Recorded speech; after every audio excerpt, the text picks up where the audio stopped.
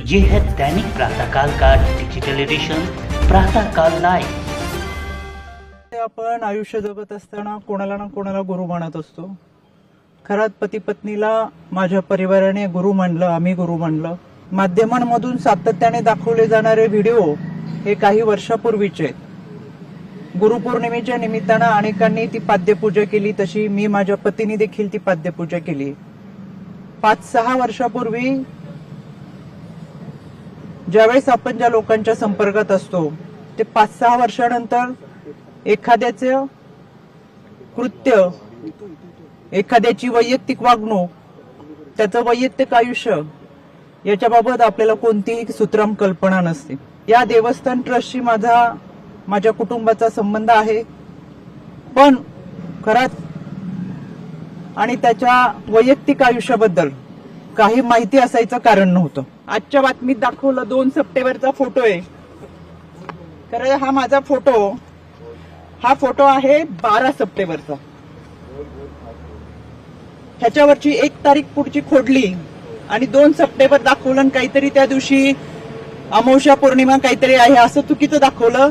माझ्या आजही अकाउंटवर गेला तर हे फोटो असे आहेत, ते 2 सप्टेंबरचे नाहीत, ते 12 सप्टेंबरचे. दुसरी गोष्ट, 2 सप्टेंबरला आदरणीय अजितदादांच्या दौऱ्यात आम्ही होतो. हा माझा 2 सप्टेंबरचा फोटो आहे. 2 सप्टेंबरला हा फोटो झाल्यानंतर कुठेही माझ्या हाताला जखम नाही. हा 3 सप्टेंबर 4 सप्टेंबरचा फोटो आहे. माझ्या या भागामध्ये अधिकाऱ्यांच्या समवेत रस्त्याची पाहणी, कुठेही हाताला जखम नाही. हा 4 सप्टेंबरचा आहे. आणि हा 5 सप्टेंबरचा फोटो आहे. कुठेही हाताला जखम नाही. कुठला दिवस होता, काय होता विधी तो माहित नाही. आणि हा 6 सप्टेंबरचा आहे. कोणतीही हाताला जखम नाही. या व्यक्तीवर कठोर कारवाई व्हावीच ही मागणी मी आज केलेली आहे. आणि या सगळ्या गोष्टींचा निष्पक्षपणे तपास व्हावा.